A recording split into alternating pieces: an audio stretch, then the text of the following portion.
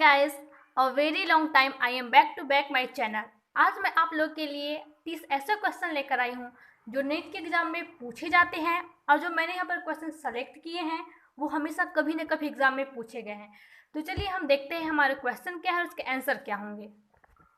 तो हमारा पहला क्वेश्चन है, बिना निषेचन के मादा युग्मक अंड से किसी जीव के विकास को कहते हैं? एम्ब्रियोनी, पॉली एम्ब्रियन, अनिषेक फलन, अनिषेक जनन। तो इसका आंसर है अनिषेक जनन। हमारा दूसरा क्वेश्चन है, आवृत्ति विधियों में मादा युग्मक को दभित का प्रतिनिधित्व करता है? परागकण, परागकोश, भ्रूण, अंड। तो क्या होता है? अंड। ये एक मादा युग्मक होता है। हमारा तीसरा क्वेश्चन है, टेपिटम किसका भाग होता है? नर युग्मक, मादा युग्मक, परागकोश, अंडाशय। तो टेपिटम किसका होता है? नर युग्मक का भाग होता है। परागकोश का एक लेयर है। हमारा चौथा क्वेश्चन है, फल भित्ति विकसित होती है मतलब पेरिकार्प अंडाशय की भित्ति से, बीजांडकाय से, फ्यूनिल से, बीजचोल से। तो क्या होता है? अंडाशय की भित्ति से फल भित्ति का निर्माण होता है निषेचन के पश्चात। हमारा अगला क्वेश्चन है, परागकोश की आंतरिक भित्ति टेपिटम का कार्य होता है। ठीक है, परागकोश की भित्ति इसका कार्य क्या होता है? स्फुटन, यांत्रिकीय, सुरक्षा या पोषण। तो टेपिटम की कोशिकाएं द्विगुणित होती है और इनका कार्य होता है जो विकसित हो रहे परागकण होते हैं उनको पोषण प्रदान करना। छठवा है हमारा क्वेश्चन, भ्रूण का निर्माण किससे होता है? ध्रुवीय केंद्रक से, पोलर न्यूक्ल, द्वितीय केंद्रक, सेकेंडरी न्यूक्लियस या अंड कोशिका से। तो क्या होता है? भ्रूण का निर्माण निषेचन के पश्चात अंड कोशिका से होता है। हमारा अगला क्वेश्चन है, द्वितीय केंद्रक किसके द्वारा बनता है?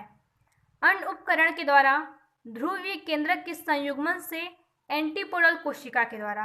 तो जो द्वितीय केंद्रक होता है वो ध्रुवीय केंद्रक के संयुग्मन से बनता है। हमारा अगला क्वेश्चन है, परागकणों की बाह्य भित्ति किसकी बनी होती है? Cellulose, chitin, lactase, sporopollenin. तो परागकणों की जो बाह्य भित्ति होती है वो स्पोरोपोलिन की बनी होती है। मैं आपको बता दूं तो यह प्रकृति में पाया जाने वाला सबसे कठोर जैविक प्रतिरोधक पदार्थ है जिसको स्पोरोपोलिन कहते हैं। परागकण की बाह्य भित्ति में पाई जाती है। अगला क्वेश्चन है, निम्न में से कौन सी द्विनिषेचन के परिणाम स्वरूप बनता है? भ्रूणपोष, मेगास्पोर, बीज, फल। तो आप सभी को पता होगा कि भ्रूणपोष क्या होता है? त्रिगुणित होता है और यह द्वितीयक निषेचन से बनता है। भ्रूणपोष जो होता है वो द्वितीय नर युग्मक तथा द्वितीय केंद्रक के संयुग्मन से बनता है, इसलिए त्रिगुणित होता है। 10वां क्वेश्चन है हमारा, एपोमिक्सिस का अर्थ है युग्मकों का संयुग्मन, बिना निषेचन के पौधे का विकास, स्तंभ कर्तन, मूल कर्तन। तो एपोमिक्सिस इसको कहते हैं असंजनन, बिना निषेचन के ही पौधे का विकास होता है। 11वां क्वेश्चन है हमारा, वे पुष्प जो कभी नहीं खुलते प्रदर्शित करते हैं? क्लिस्टोगेमी, ओटोगेमी, एलोगेमी, इनमें से कोई नहीं। तो क्या होते हैं? वे पुष्प जो कभी नहीं खिलते उसको क्लिस्टोगेमी कहलाते हैं। आगे क्वेश्चन है हमारा, बहुकेंद्रकीय अवस्था किस में पाई जाती है?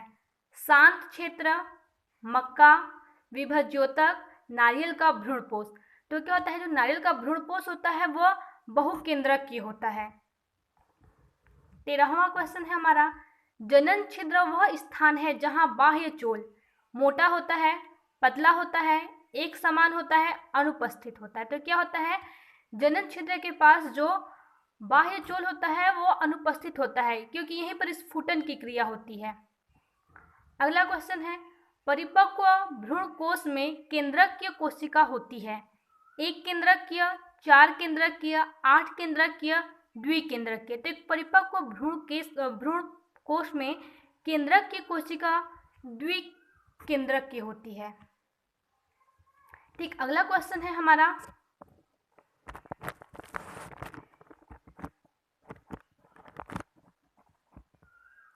एक प्रारूपिक भ्रूणपोष होता है 8 केंद्रकीय एवं 2 कोशिकीय, 4 कोशिकीय, 8 कोशिकीय, 7 कोशिकीय। तो क्या होता है? एक जो प्रारूपिक भ्रूणपोष होता है यह 8 केंद्रकीय और 7 कोशिकीय होता है। हमारा अगला क्वेश्चन है, निम्न में से किस पौधे में निषेचन के लिए जल आवश्यक नहीं होता है? वेलिसनेरिया, पाइसम सटाइवम मतलब मटर, फ्यूनेरिया फर्न।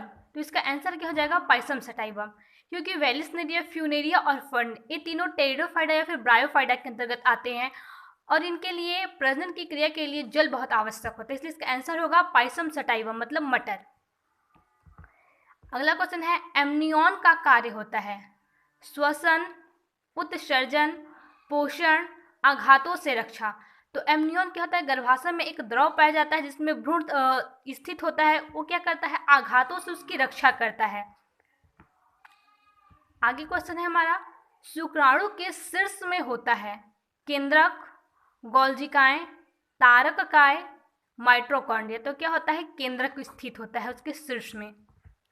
अपरा कोशिका का कार्य है श्वसन, उत्सर्जन, पोषण, आघातों से बचाव। अपरा कोशिका मतलब क्या होता है? एक संरचना होती है जो मादा से विभिन्न प्रकार के पोषक पदार्थों को भ्रूण तक पहुंचाती है और जो भ्रूण होता है उससे जो उत्सर्जित पदार्थ होता है वो उसको बाहर निकालती है। तो ये क्या करता है? अपरा कोशिका का कार्य क्या होता है? पोषण करना होता है, भ्रूण का पोषण करना। आगे क्वेश्चन है हमारा, अपरास्तनी में अंडे होते हैं, जो अपरास्तनी होते हैं उनमें अंडे किस प्रकार के होते हैं? समपितकी, अपितकी, सूक्ष्म पितकी, तो मध्य पितकी। तो इसका आंसर क्या होता है? अपितकी। जैसे मनुष्य में भी जो अंडे होते हैं उनमें क्या होता है? पीतक का अभाव होता है, वो कैसे होते हैं? अपितकी होते हैं। आगे क्वेश्चन है हमारा, ग्राफीय पुटक विशेषता है उभयचर अंडाशय की, स्तनी अंडाशय की, उभयचर वृषण की, स्तनी वृषण की। तो क्या होता है? जो ग्राफीय पुटक होता है स्तनी अंडाशय की एक विशेषता है, इसमें एंट्रम होता है और एक प्राथमिक oocyte होता है। 22वां क्वेश्चन है हमारा, विदलन में अंडे का अपूर्ण विभाजन कहलाता है पूर्णभंजी, अंशभंजी, रेखांशिक, सर्पिल। तो इसका आंसर क्या होगा? अंशभंजी, क्योंकि विदलन के समय जो अंडे का अपूर्ण विभाजन होता है वो छोटे छोटे अंशों में, टुकड़ों में विभाजित होता है, इसको कहते हैं अंशभंजी विभाजन। अगला क्वेश्चन है हमारा, शुक्राणु गति करता है शीर्ष के द्वारा, एक्रोसोम के द्वारा, मध्य भाग द्वारा, पूंछ द्वारा। तो आप सभी को पता होगा कि वो अपने पूंछ के द्वारा गति करता है। अगला क्वेश्चन है, मानव में लिंग कब निर्धारित होता है?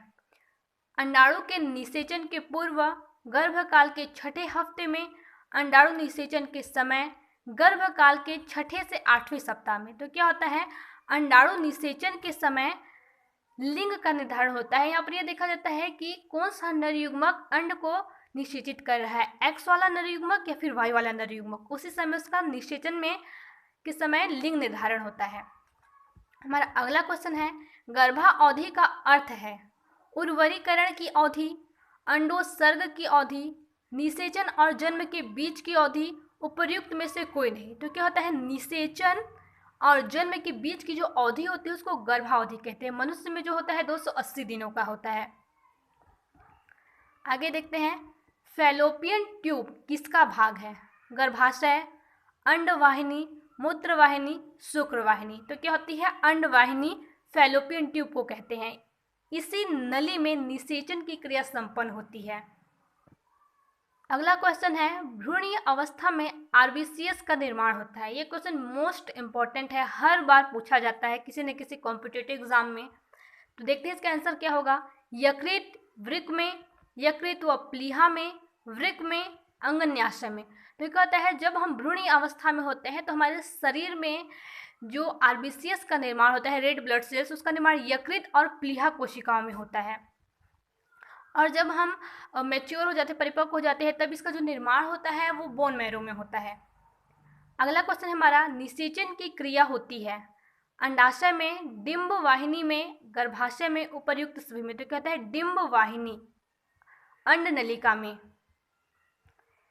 अगला क्वेश्चन है, प्रोजेस्टेरॉन की उत्पत्ति होती है। इसका आंसर आप मुझे कमेंट बॉक्स में बताइएगा। और अगला क्वेश्चन है, एक मध्यकाल जंतु है, वे हैं जिनमें। इसका आंसर भी आप मुझे कमेंट बॉक्स में बताइएगा। Thank you for watching my video. Please subscribe my channel.